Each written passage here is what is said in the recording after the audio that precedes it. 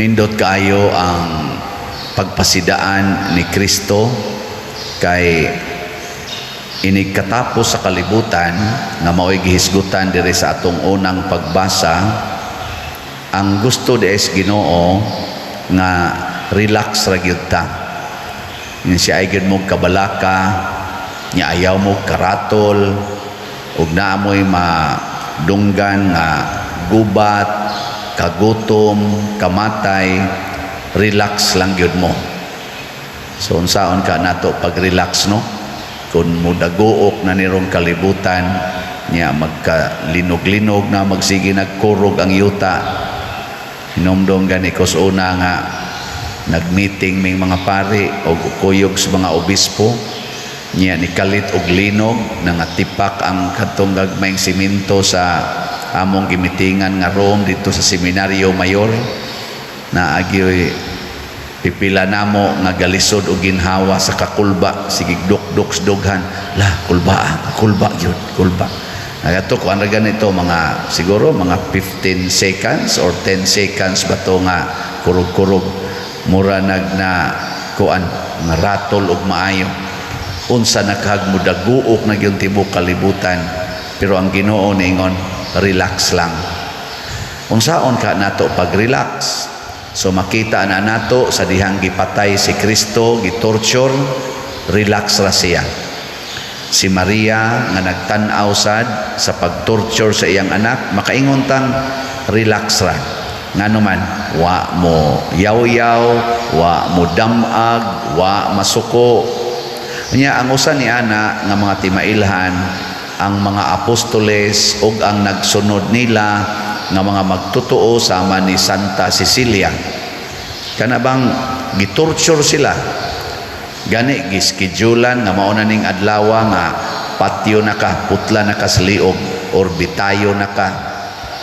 Samtang naghuwat sila ni anang mga adlaw, kung atong basahon ang kinabuhi sa mga martir, samtang naghuwat sila sa ilang schedule sa kamatayon, relax ra gyud kaayo.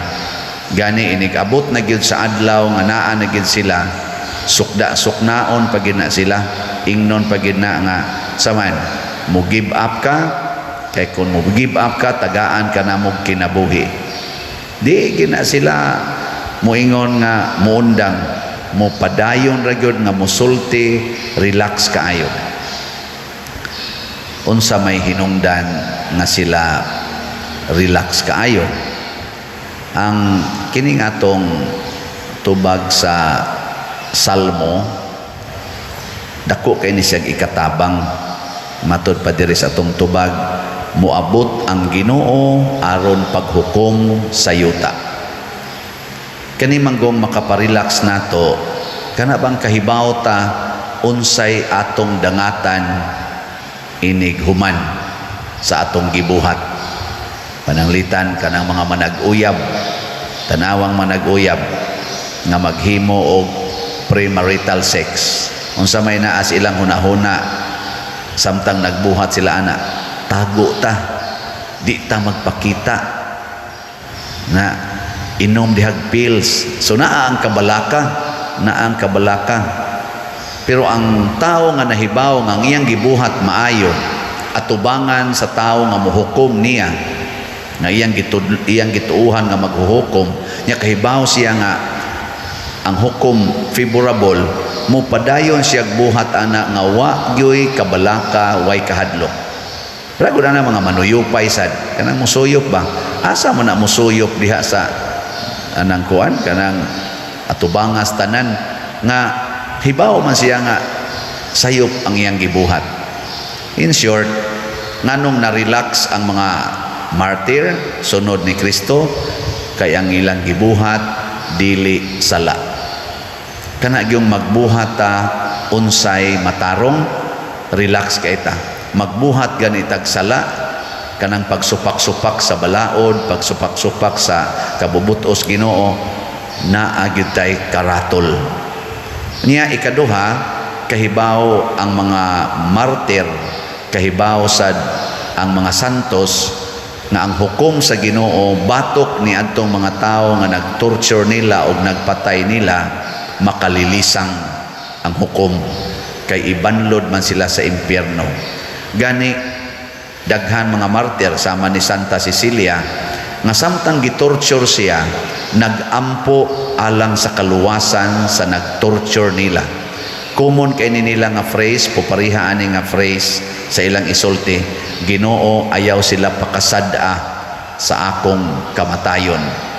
Murag mo kini ang common kay nila, ilang iampo nga makaamgo unta ang nagpatay nila sa maong sala. Ninduta anig mo ni gamiton sa mga asawa og sa bana, no? Nanglitan ang bana, mga bit niya ang asawa, relax ra kaayo. Kaya nga naman, wa man siya mga bit, nganong siya man oy maratol. Ana, niya maingon din ang asawa, Ginoo, kaloy iintaw ning akong bana kay padung narabanis impierno og ang iyang kabit nga unta mo makaamgo sila. Ana, nya og di sad makaamgo, maingon ra yung asawa, relax ra gyud kong magantos kay wa man ko magbuhat og sala sa atubangan nimo Lord, maayo man ko. O mo sa na isultis bana nanglitan ang asawa sa mga bit, relax ra pud ang bana nga mudawat sa asawa nganuman wa man siya magbuhat og sala. Kanus aman ang bana suko kay sa asawa basta masakpan nga naay kadit-dit nga laki, kun kanang maong bana nagbisyosan. Kanus aman sad ang asawa nga magsigig kasuko, yaw-yaw siyang bana kun ang iyang bana nagbisyo, kun kanang asawaha daghan sagsala, sama anang pagkamaritis, pagkamaterialistic, pagka-ambisyosa, pagka-possessive, pagka-domineering, o kana mga sala man na. Mao na ang resulta, magyaw-yaw og maayo. Kanus aman sang pari marelax kon way sala. Muna mopalit mog slat o dili, relax ra gyud ko. Pero maratol na ko, pasabot ana sad aning paria. Mo na siya. Nya kamo kumusta man mo? Relax o ratulon? Sad-an o way sala? Mo na itong itubag sa tong kaugalingon. Sige, manindog na ta.